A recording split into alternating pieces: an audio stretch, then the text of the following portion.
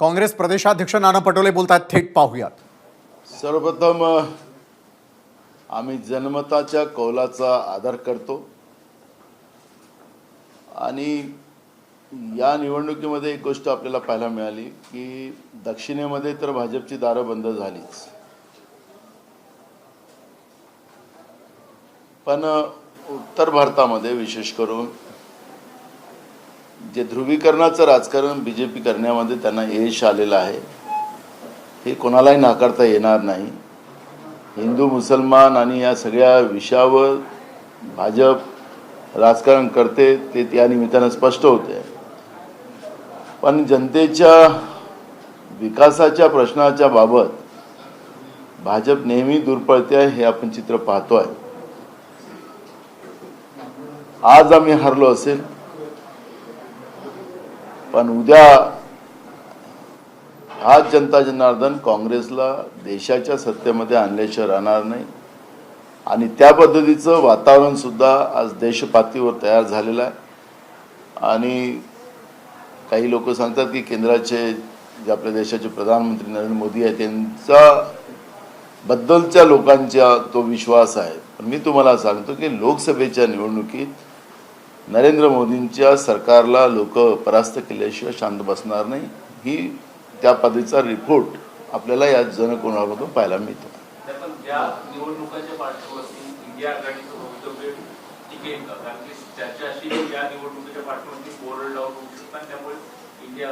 आपल्याला लक्षात असेल की मागच्या जेव्हा हा सेमीफायनल झाला त्यावेळेस आम्ही छत्तीसगड जिंकलं, आम्ही मध्य प्रदेश जिंकलं आणि आम्ही राजस्थान जिंकलो. पण त्या निवडणुकीमध्ये त्या निवडणुका जिंकल्यानंतर 6 महिन्यानंतर ज्या लोकसभेच्या निवडणुका आल्यात त्या निवडणुकीमध्ये खासदार आमचे त्या ठिकाणी नाहीच्या बरोबर आलेत. आता हेच उलटं होणार आहे. आता यांना कौल दिला असेल पण लोकसभेमध्ये काँग्रेसला कौल त्या ठिकाणी मिळेल. मध्य प्रदेशात ऑपरेशन लोटस सक्सेसफुल झाल्यानंतरही लोकांनी भाजपला पसंती दिली. उद्या हे चित्र महाराष्ट्रात दिसू शकेल. जे काही त्रुट्या आमच्या होत्या तिथं आम्हाला शिकायला मिळाल्यात, त्या त्रुट्या आम्ही भविष्यात दुरुस्त करू आणि पुढे जाऊ.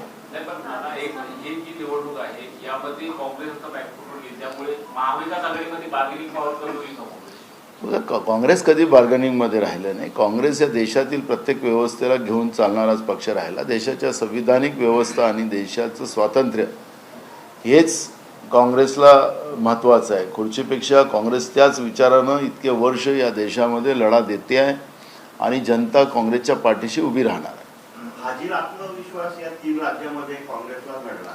मी आपल्याला सांगितलं की ज्या काही त्रुट्या आम्हाला या ठिकाणी मिळालेल्या आहेत त्या त्रुट्या दुरुस्त करून आम्ही पुढे जाऊ पण लोकसभेमध्ये आम्ही विजय प्राप्त करू. मुख्यमंत्र्यांनी म्हटलं की भारत जोडो नाही भारत तोडो यात्रा राहुल गांधींनी केली, इथे जोडायचं आणि बाहेर भारत तोडो त्याला लोकांनी त्यांना काय चेष्टा करायचा तो त्यांचा प्रश्न आहे. राज्यामध्ये शेतकरी रोज आत्महत्या करतात त्याच्यावर बोला ना. शेतकऱ्याला कसं वाचवता येईल, त्यांना कसा न्याय देता येईल. तरुणांची फरफडत आहे महाराष्ट्रामध्ये, रोज लोकांचे आंदोलन चालू आहे त्याच्यावर बोला ना. राहुल गांधींनी देशासाठी काम करतात आहे त्याच्यामुळे राहुल गांधींबद्दल बोलायला अजून ती परिस्थिती नाही आहे. त्याच्याबद्दल मी काही त्या लेवलवर जात नाही. पण मूळ प्रश्न असा आहे की राहुल गांधीजी देशासाठी जगतात आहे.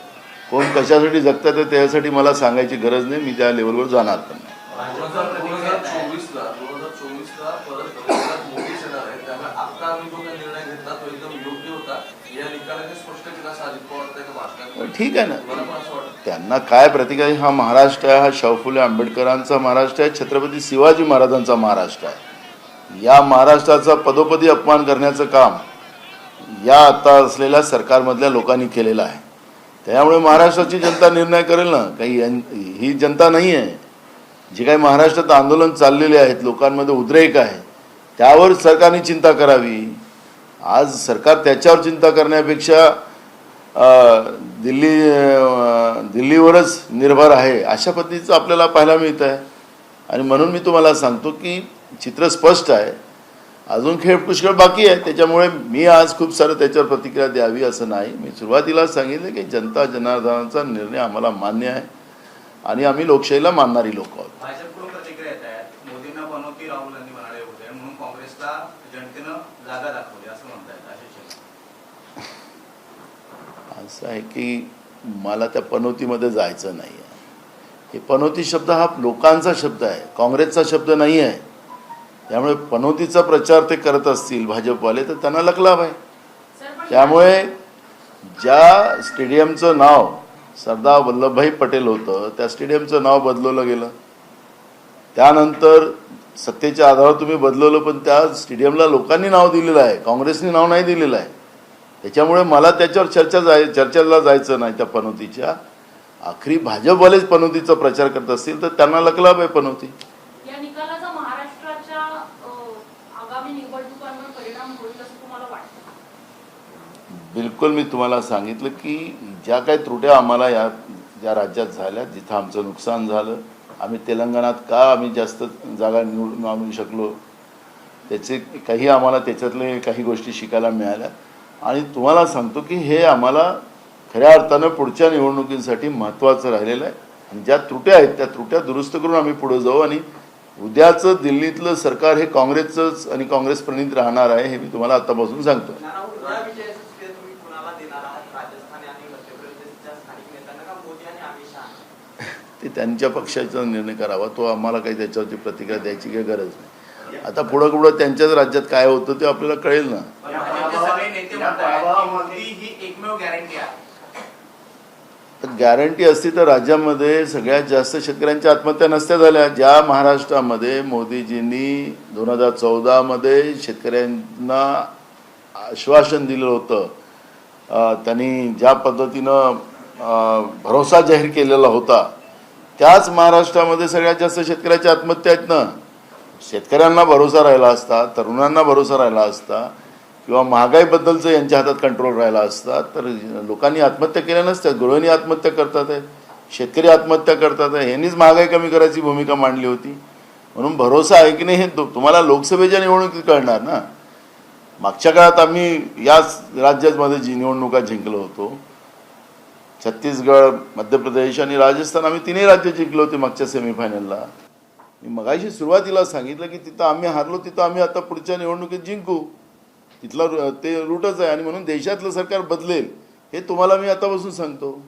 दोन गोष्टी आहेत. एक म्हणजे राजस्थानमध्ये अंतर्गत गटबाजी ही फार बाहेर आली होती निवडणुकीच्या आधी सुद्धा आणि नंतर. राजस्थानमध्ये बीजेपीमध्ये काय होतं? नाही, बीजेपीमध्ये काय होतं? तिथे अंतर्गत गटबाजी बाहेर आली होती. आणि दुसरीकडे महाराष्ट्रात ही काय चर्चा असते की आता काँग्रेसमध्ये काही नेते भाजपमध्ये जाणार. तर मग येणाऱ्या काळात असं असेल तर निवडणुकांचं जनता काँग्रेस सोबत आहे, जनता काँग्रेसच्या सोबत आहे, एवढंच आम्हाला माहिती आहे. तेलंगणातला श्रेय आता होईल ना. आता झाले. आता लोकसभेचं अधिवेशन 2 तारखेपासून सुरू होते आहे. तिथं दिल्लीमध्ये त्या सगळ्या चर्चेची वाटाघाटी सुरू होतील. तेलंगणातलं श्रेय राहुल गांधींना दिले जाते, तसं 3 राज्यात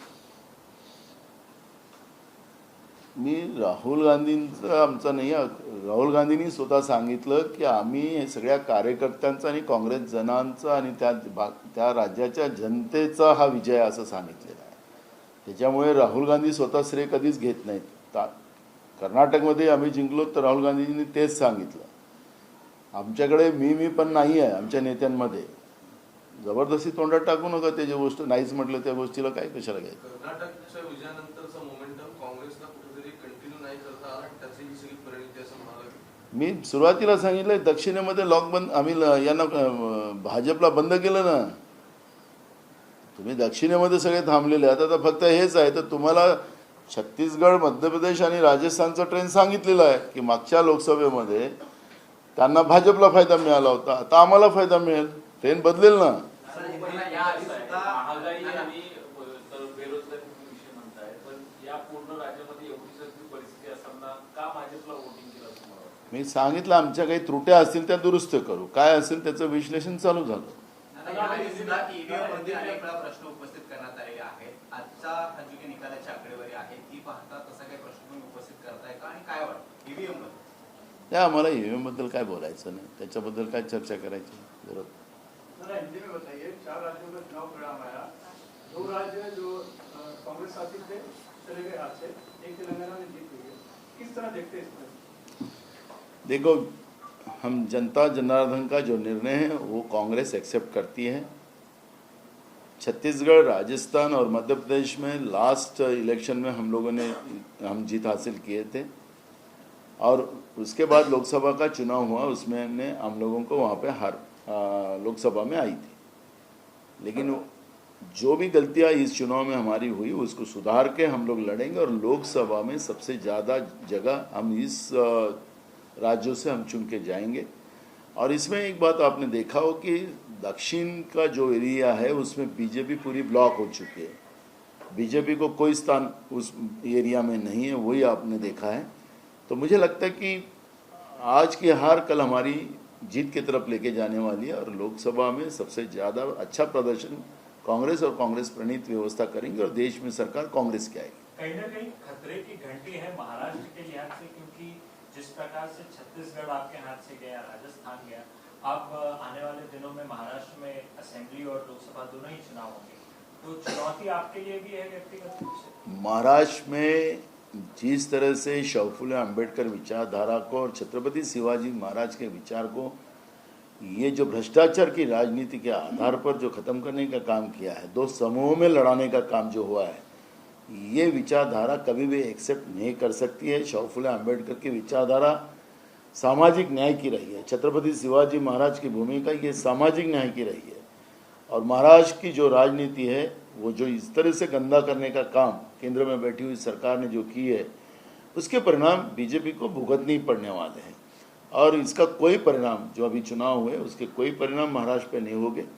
अब महाराष्ट्र की जनता जो गलतियां हमारी इन राज्यों में वो सुधार कर हम ये लड़ाई लड़ेंगे और उसमें हम लोगों को फायदा मिलेगा। आप ही के नेता हैं प्रमोद कृष्णन, प्रवक्ता भी है कांग्रेस पार्टी के, उनका बयान है, उन्होंने कहा कि जिस प्रकार से सनातन विरोधी बातें कही गई कुछ एक नेताओं द्वारा या कांग्रेस पार्टी ने उनका विरोध नहीं किया और ये लोग इंडिया अलायंस में है, तो कहीं ना कहीं इसका नुकसान जो है वो हिंदी भाषी प्रदेशों में पड़ा और कांग्रेस पार्टी उसका नुकसान झेल रही। देखो, हमारे नेता राहुल गांधी जी हर राज्य में जब जाते हैं तो वहाँ पर भगवान शिव जी हो, हनुमान जी हो, दुर्गा जी हो, सब मंदिरों में जाते हैं, सनातन धर्म का आदर करते हैं। मैं खुद हिंदू हूँ, हम लोग करते ही है, किसी को सर्टिफिकेट नहीं दिया है, कोई प्रमाण पत्र नहीं दिया कि ये सनातन धर्म वाले यही प्रमाण पत्र देंगे।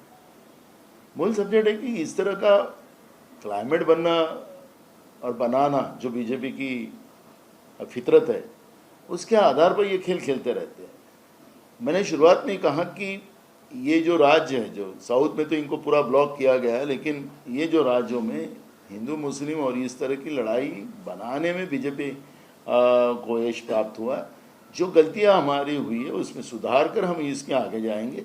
हम धर्म की बात नहीं करेंगे। आखिरी मूल सब्जेक्ट है कि इस देश के सभी जाति धर्म के लोग एक साथ रहकर हमारा देश महासत्ताक और बलशाली बनाना, ये सपना कांग्रेस पार्टी का है। आपस में दो धर्मों को और दो जातियों को लड़ाना ये कांग्रेस की फितरत नहीं है और कांग्रेस ये काम कभी नहीं करेगी। आज का जो चुनाव परिणाम से साफ हो गया कि 2024 में मोदी फिर से आ रहे, रास्ता साफ हो चुका है। वही हमने आपके सवाल का जब जवाब दिया कि लास्ट इलेक्शन में छत्तीसगढ़ भी हम जीते थे, मध्य प्रदेश भी हम जीते थे, राजस्थान भी जीते थे, वही सांसद बीजेपी के आ गए थे। अब ट्रेन हमारे फेवर में आ गया। जो गलतियां हमारी हुई है वो गलतियां सुधार कर लोकसभा में ज़्यादा से ज़्यादा सांसद ये तीनों राज्य में और पूरे देश से कांग्रेस की जाएंगे और देश में कांग्रेस की सरकार आएगी, कांग्रेस प्रणीत सरकार आएगी। अंतर कलह है, ये कांग्रेस की सबसे बड़ी कमजोरी रही है। राजस्थान में भी ये देखने को मिला।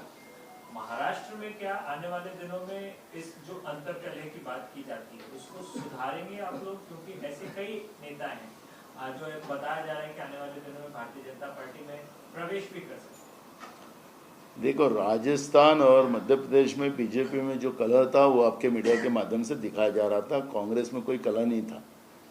लेकिन ठीक है, हारने के बाद बोलने के लिए लोगों के लिए जगह बनती है। राजस्थान में क्या था, आखिर तक वसुंधरा राजे जी को तो साइड ट्रैक ही कर दिए थे।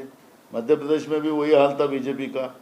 तो मूल सब्जेक्ट आपसी मतभेद जो आता है वो हारने के बाद ये बातें सामने लाई जाती है। लेकिन बीजेपी में कितना आपसी मतभेद थे वो भी आपने देखा है। तो मैं जाना नहीं चाहता उस विषय में। लेकिन महाराष्ट्र ऐसे स्टेट है कि ये हमेशा कांग्रेस विचारधारा का रहा है। और अब तुमको मैं बोलता हूँ कि कांग्रेस और कांग्रेस अलायंस महाराष्ट्र में बहुमत में सत्ता में आए.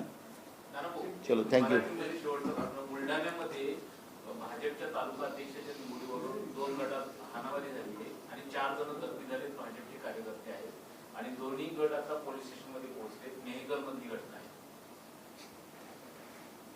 हे शाहू मार्गाचे राज्यकारणी आणि तुंबळहरामध्ये 4 जण गंभीर जखमी. नाही, श्याम उमाळकर काँग्रेसचे आहे, भाजपचे नाही आहे. हे भाजपचे आपसातले मतभेद त्या ठिकाणी मारपीटवर आलेले आहेत. भाजपमध्ये यादवी कशी माजलेली आहे महाराष्ट्रामध्ये त्याचं उदाहरण आहे. मी विदर्भातला आहे, त्याच्यामुळे विदर्भामध्ये भाजपची काय परिस्थिती आहे ते मला सगळ्यात जास्त माहिती आहे. आणि त्याचं एक सगळ्यात मोठं उदाहरण अमरावती पदवीधर मतदारसंघामध्ये आमचे लिंगाडे त्यांच्या महत्त्वाच्या माणसाला पाडून आलेत निवडून. आणि तुम्हाला तेच सांगतो की विदर्भात एकदम काँग्रेससाठी बहुमताचं वातावरण त्या भागामध्ये आहे. भाजपमध्ये यादवी माजलेली आहे आणि नुसतं विदर्भातच नाही तर संपूर्ण महाराष्ट्रामध्ये भाजपमध्ये यादवी माजलेली आहे.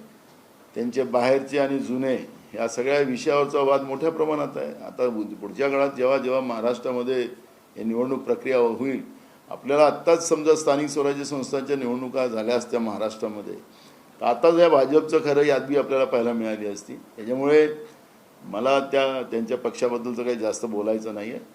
पण ही जी काही यादवी आहे ही तर झाकी आहे और अभी बहुत बाकी है.